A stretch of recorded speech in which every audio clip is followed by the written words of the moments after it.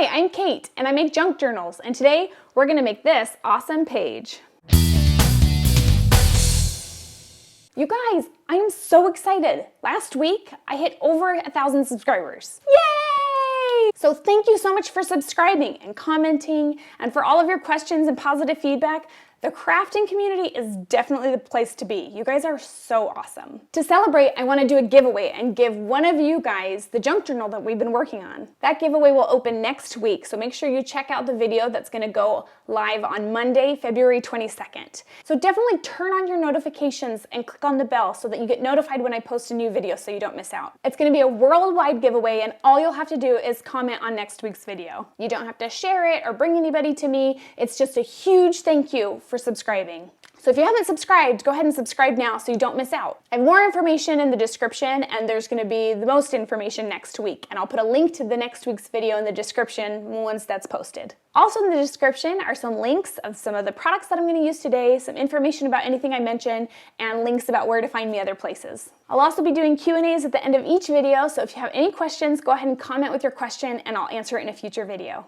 Okay, and now it's time for me to tell you my tale of woe. A couple days ago, I worked really hard and I made 2 tutorials to finish this journal. And here it is, the completed beautiful journal that I created in front of my camera that was not on.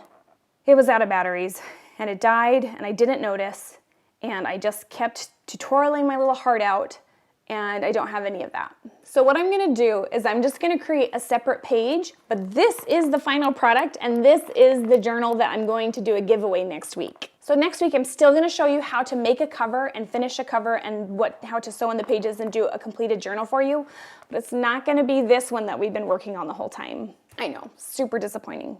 You guys who've been watching all my videos are probably like, classic Kate, messing everything up. So thank you for being patient, and I'm gonna try to still give you the tools you need to do a complete journal. You just won't be able to see me make this one. Okay, enough drama, let's get to crafting. Okay, so let's start by looking at the page that we're gonna refer to copy from to create our new page. So here in front we have this little pocket, and then we have this little tuck behind with this tag, and then we use this little lever and push it up, and the whole thing opens down, and we have a card here that we can pull out, and then this opens up, and we have a tag in the front, or the top, whatever that's called, and a card in the back. Okay, let's get started. So I'm going to use the back of this page that I created in another failed attempt to make a tutorial. So this is just some office paper that I've kind of reinforced by gluing some other papers on the top. This is tissue paper, a little bit of probably that white is probably some normal paper, and then this is a napkin on top. So I just kind of created some kind of paper, but really you can use anything as long as it has a slight thickness or structure to it. That's why I glued this stuff to it, so that it would be a little more stiff, it can hold some weight. Just this paper on itself I didn't really trust. So cardstock scrapbook paper is great, or anything else that just has a little bit of structure. Okay, so the base structure of this is this manila folder. So I have here a file folder that I'm not using right now. So I'm going to cut it somehow. Let's figure out how we're gonna do this. Oh, I bet this is the kind that indented. Who knows? I don't know what's going on here. Let's just make something new up and not worry about what I did before. Okay, so I'm going to just kind of, well, maybe we want to use this part because it's kind of cool. I'm going to just trim off this edge because this is all bendy, warpy, and it has words on it. So let's not deal with that crap. Why is this so confusing? Okay, let's just follow our hearts and see what happens. Oh, you guys, I got a scoreboard and I'm totally excited to show you. I have wanted one of these, and it's one of those things, it's only like $9, but it's like, oh, should I get it? And I just didn't. And now that I have it, I'm like, oh, I'm so excited that I have this. What a scoreboard is it makes creases for you that makes it easier to fold. And at first I was kind of like, I do not need a fancy thing to make it fold when I can just fold over the paper. But no, this is so cool. Not only does it help your folds be straight, but when I fold thick paper, sometimes it gets like crumbly on the end and it tears way easier. It also doesn't fold as fat, and this is really good for my style when you want to do layers, because there's two ways to fold the papers. You can do it either kind of a slim way or one where the outside is kind of fatter. And anyway, I'll try to show you that in a minute, but I'm really excited about this. So I'll have this link in the description, and if you don't have one, it's going to change your crafting life. Okay, but we're just going to use that in a second. I got really excited, and it's not time for you yet. You stay there. First, we need to cut this down.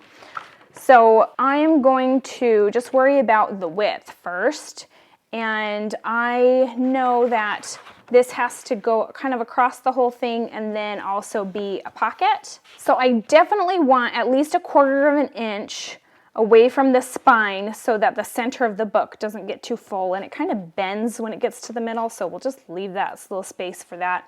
And then I'm gonna want a little bit of room because I know a card is gonna go in.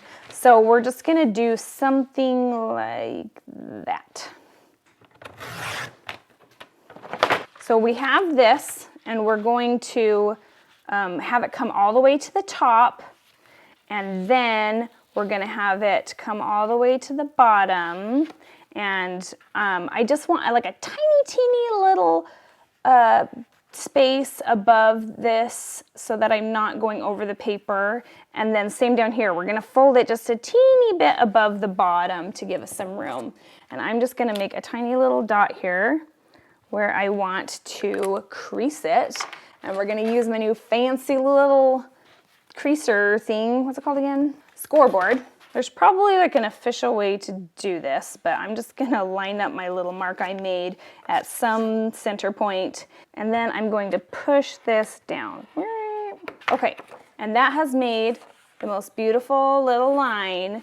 And so if you fold it this way, it gives you a fatter fold, and if you fold it this way, it gives you a thinner fold, meaning like it creases down and clamps more, or there's like almost like a little gap space there. So depending on what kind of fold you want, if you have bulk in the middle, which we're gonna have, or if you want it to lay more flat and crushed, then it's that. So because we are bulky people, we are going to put it that way. Okay, so that is awesome. And look, it's not gonna tear or rip or be wonky. Okay, I love it. So one thing that I noticed from when I made this, and actually the one I made for the tutorial earlier this week that didn't work, is after I kind of put them in their books, I feel like I want this little clasp on the outside. For some reason, my brain feels like the outside should be keeping everything in, inside should be more blank. There's probably not a real reason that this isn't awesome, but I want it on the outside of the page. So because this opens this way, we're gonna do this kind of mirrored so that it's on this side. Hopefully that makes sense. So before we do anything else, because I'm nervous I'm gonna forget about this and glue it in before it's too late, I am going to just decide where I want my little claspy swivel tab thing. I'm sure there's a real word for that.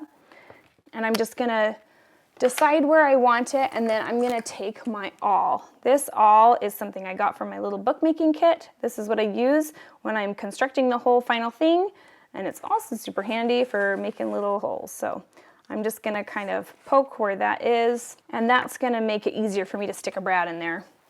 Here is a little piece that I've already cut up and mutilated from a Tim Holtz flower piece. It's really thick and kind of shiny, and it's just a really thick cardstock. And I love using this for something that needs to hold its shape. So we're gonna use this for our tab. And it might be fun to kind of keep cutting around the shape of that rose. And we'll just kind of round out that little, I don't know, something like that. I think it needs to be a little thinner. So I just wanna make sure that when this is flipped up, that it's out of the way. So if I were to do it like that, then I could never get this open. It would be awkward. So I have to make sure that when it's like this, it's not touching that and overlapping that. And then when I close it, it will be clasped. So I'll just pull it a little bit away to make sure there's a little gap, and then just kind of poke through where I, I want that to be. So now I've got 2 little holes. So I can just take my brad and stick it through that little hole, and then stick it through this little hole, flatten down those little end pieces. So to kind of keep this from sticking out, we're just going to tape it down a little bit. So I'm just going to use some random washi tape and try to trap that in there a little bit. We won't see it. We have our little tab thing. Let's ink these edges. I'm going to use this Tim Holtz Distress ink, the weathered wood, and I'm just going to kind of dust the edges to give it a little bit of color, texture, dimensionality. And because this paper is so plain, I'm kind of smudging it over the edges a little bit because I just want it to not look so boring. Okay, great. Okay, so we're going to glue this so that it turns into a pocket. So I'm going to glue the back of it in these 3 places so that we can slide something behind it all. I'm using my Beacon's Fabri-Tac, but I also usually use 3-in-1 too. They just didn't have it at the store, so I got Fabri-Tac. But Fabri-Tac or 3-in-1 by Beacon are my favorite glues. They dry super fast, they don't bend or warp anything, and they work with a lot of different kind of material. Okay, so we're going to keep that at least 1/4 of an inch away from the center or the spine, and then we'll just press that down. Perfect. So let's open this up and we'll kind of work from the inside out. So we have here some avocado dyed paper that I just kind of folded in a trifold and glued. So let's do that same thing. I'm going to just use some avocado dyed paper again. I'm going to trifold it. And to measure it, I just mainly don't want this to be glued down, too close to this because I need, then it can't work. So we'll give it a little bit of space. And we're gonna fold, giving it a little bit of space on that end as well. So just kind of eyeballing it and doing a top crease. And then we can use our fancy little scoreboard again. So I'm going to just kind of look at that crease I made and stick it in between one of those lines. Make my fancy little crease. And this time, I don't want to fold it the fat, bulky way. I want to do it the more slim way because this isn't going to be holding any bulk. So now I can just kind of see here where that lines up, and I want it right on that line. So I'm going to lift it up and do right under there. And just make myself a little crease. And then we'll fold that over as well. So this paper is too long, so I'm just going to keep it about 1/4 of an inch away from that little fold, ish, and we'll just cut it down there. Okay, so now we have this that's folded just a little bit smaller than that, and we have this. I definitely have to get better at keeping it straight when I'm using the scoreboard. So this is a little bit wonky, but it's the way I like it. Kind of wonky. So now let's choose how tall we want this piece of paper. We know we're gonna have something sticking out of the top and putting a tag in there, but I don't necessarily need a ton of room. You could, if you wanted to feature like a really cool tag that you wanna see a lot of, you could just make this really small. But I don't want to do that, so I'm gonna just kind of take most of it and have it just peeking out the top, maybe about there. So I'm going to make sure I leave some space for the bottom because when this folds up, I do not want to get in the way of that crease. So I'm gonna just at least 1/4 of an inch up, maybe a little bit more, and cut it somewhere like that. Okay, and we're gonna round the corners just because everything we're doing so far has rounded corners.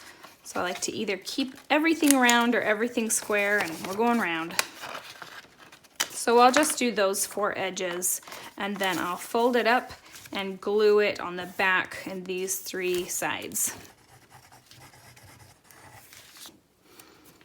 Okay, so I'm just going to make sure it's a little bit above the bottom, giving myself a tiny bit of room on the side. Maybe I should have made this a little bit smaller even and give myself more room, but I didn't, so we'll go with it. And we're just gonna press everything down, and that's looking really good. Okay, let's find something cute to decorate on this corner so that when we open it up, it's like surprise details. So I just got this new stamp this week, so we're gonna do that. So we'll just put that right there. And then we should probably add some cuteness to it. I think I'm just gonna use this sticker and put it kind of, I don't know, somewhere in there. Ta-da! That's cute.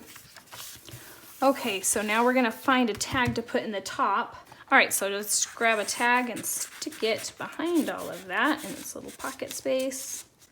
There we go. And let's move on to the bottom. Actually, before we do that, let's put a little thing of washi tape on there just to give it something going on up there.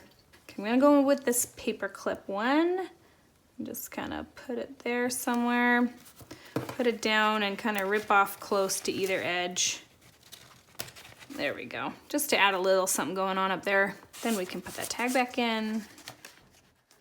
You guys, I can't even believe it, but my camera turned off again! And I finished the journal without you. And I'm missing a huge chunk, and I am so devastated. Ugh. So, I tried to figure something out, and I put something together, but first, here is me figuring out that it didn't record. Oh no, how long has my microphone been off? Okay. Okay, so what I decided to do is just kind of recreate it to the side a little bit and just show you each step. So this is me kind of redoing it, and I hope that it kind of makes sense. I know it's a little bit confusing, but I did the best I could, and good luck. And that says it's recording. Oh, okay. So I just looked, and it looks like I just had the top part done. So we're just gonna do this bottom part and then this front part. And the other thing I did was just stick in this card, but that wasn't really a tutorial. I just went like this. So let's open this up, and I'm gonna use my very last flower to show you guys how I did this. Okay, so I'm just gonna pretend that this card is this manila envelope, okay? Just use your imaginations. So I'm gonna take this die cut, which, does anybody know where I can get this die cut? Someone gave it to me in a swap, and this is actually one of my favorite shapes. I really hope it's just like a puncher thing, because I don't have like a fancy die cut machine. But one of you tried to comment, and it seemed like you were trying to send me a link, but there was no link. So if anybody knows where I can buy this, I've been looking for it, and I don't know where to get one. But I love this shape. So I'm just going to cut it somewhere like that. And then I'm going to, on the top, glue the two petals down and only leave that middle petal loose so that I can slip something under it. And on this one, I'm just gonna glue along the bottom right there and leave these two little petals unglued.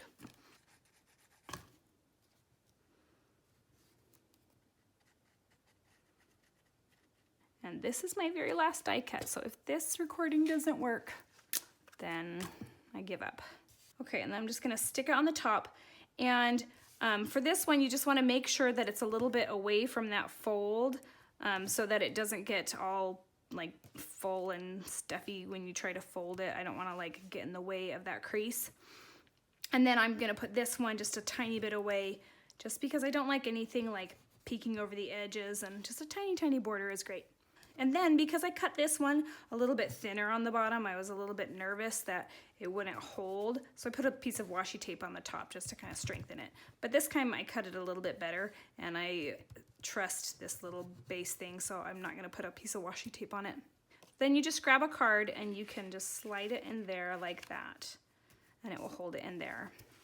So if I didn't have this die cut, which many of you probably don't, I would probably just do a square tab and do the bottom, and then I could just put it in the bottom like that. But I love this. If anybody knows where we can all get these, and we'll craft with these all day long, that would be awesome. Oh, and if I do find it, I'll put the link in the description so you can have it too if you want. And so for this one, same thing. You just kind of slip a little piece of something right in there, and it can hold it just like that. All right, let's do this top part. So if you take out the cards, then the structure of it is really just two different 4x3 cards. And this is a 4x3 card that I just chopped some of it off. This one I chopped a lot off, this one I chopped a little bit off. It doesn't really matter. It's just how deep you want your pocket. So I'll just ink those edges. And then I'm gonna glue 3 sides.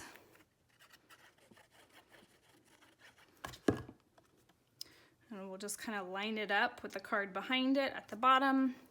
Okay, once again, using our imaginations, we're going to pretend that this is the front of that manila folder. So we're just going to glue it 2 times on one side and across the bottom. And then we're going to line it up closer to this bottom corner because a card is going to peek out. So if you put it in the bottom corner and then stick a card behind it, then it kind of fills up the rest of that space. So we're going to kind of stay in the bottom corner, but giving it a little bit of border just so it looks nice. And then you can just stick a little tag in the front and a big card or tag behind it, just like I did here and here. And then I stuck a little piece of words across the front just because I thought it needed a little something extra. And that completes our journal page. Phew, and it looks like it's still recording, so. Okay, so let me show you the other one I did in the tutorial that didn't work out from earlier this week. And this is the one that's gonna be in the giveaway book. And here it is. For this one, I couldn't find a file folder, so I just used this green file paper and it worked too. Here's the pocket in the front with that tuck right here. And then this clasp up. And then this cute little card with the trifold journaling spot. And this one I didn't do a tag. I just put some stationery. Oh, and something that I mentioned last time is because this is so bulky down here, you have a lot of room to add bulk up here. So I added this like much thicker piece of, I don't even know what that is, clunky trimming sparkly stuff. And that's gonna be great because it's not gonna add something bulky to a place that's already bulky. It's in a place that there's lots of room for bulk. And I probably explained it really well, and I probably said some hilarious jokes that I'll never say again. And then here we just have a card. And we'll close that back up. And that is that. All right, so here are 3 different versions, 3.5 little versions. It's actually a really easy one to do, but it seems complicated and there's tons of different levels and layers and it's very interactive. So I really like this design. Phew, thank you so much for crafting with me. And thanks for sticking with me and being patient with me. Sorry for all the crazy drama. And I still love the way that the pages turned out, so we'll call it a win. Okay, and now it's time for a little Q&A. So this question comes from Vintage Lilac Memories, and thank you so much for asking it, but I do think it is super ironic that I chose this video to answer it because it's all about my setup and my equipment. And I'm pretty sure the #1 takeaway from this video is do not have my setup because it does not work. So I'm going to show you what I recorded anyway. And oh yeah, by the way, the intro to this didn't work because my microphone wasn't plugged in again. So I'm going to show you what I recorded and show you a little behind the scenes just because it might be interesting. And some of the things, like I said, I do like. But once I kind of streamline everything and have a system that works, then I will do another one of these little behind the scenes and actually have some real recommendations. But you can enjoy this for now and maybe it'll be just kind of fun to watch. So here it is. This is the stand that I use for my overhead shots. This just clamps onto a bookshelf over here. It could even clamp onto the desk, but I just didn't want it in my way or kind of, you know, I thought it was better up and away. And this just kind of holds onto my phone with this little grip right here. I can bend it and swivel it and move it exactly where I wanted. And I actually do love this and recommend it. It's awesome. I even gave one to my mother-in-law for Christmas. I love it so much. Next, I actually do love my microphone when I remember to make sure that the power is on. So I know you can get microphones that plug directly into the camera, and those are actually a little bit cheaper. This is really cool because I can walk anywhere and still be connected to the camera, and I'm really happy with the ease of use and for the price and for everything. I really like it. My main problem is I forget to press this little button, and so I have audio problems. But this is the Pixel MK7. And again, I really like it, but if you're kind of forgetful like me, it might be easier just to plug in a video, especially if you're not walking around. And it's so fun to wear a little microphone. I'm going to switch you over to my phone camera now and give you a little visual of what it's like to sit at my desk. So I'm here doing my little junk journaling stuff, and I have my camera on a tripod right over there. So as I mentioned in the last video, I am a photographer, so that is my really nice camera. It's a Canon 5D Mark IV, and I do not recommend buying that camera for video. It can only record 14 minutes at a time, and while the quality is stupendous, it is very expensive for just a little side view video camera for YouTube. So I would definitely get just like a little point and shoot or something else for that. But I do love that camera so much, it's fabulous. The lens on there is a 50mm lens, and then it's hooked up to the wireless mic. And now I will back up and let you see on my messy desk that's usually hidden.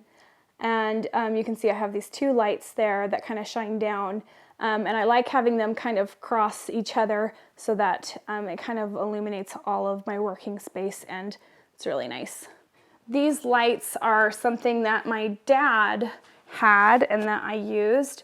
So here's the brand. If I can find them, I'll put a link, but I have no idea where they're priced at. And I know they're kind of old, so maybe there's cooler, newer stuff out there.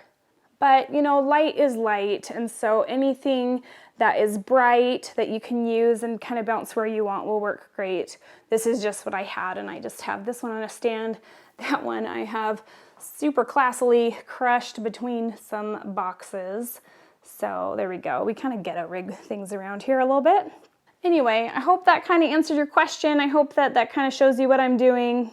Once again, I have not really streamlined this, and there's still some problems and kinks I'm trying to work out. I definitely would say that the top things I've learned through doing this so far are triple check all your batteries and make sure that everything's charged. Double check to make sure that the mic is hooked up and working correctly and that the audio is set. And I also learned that I really need to color my eyebrows. So I tried really hard to tackle all those problems for this video, but I think my eyebrows are the only things that improved.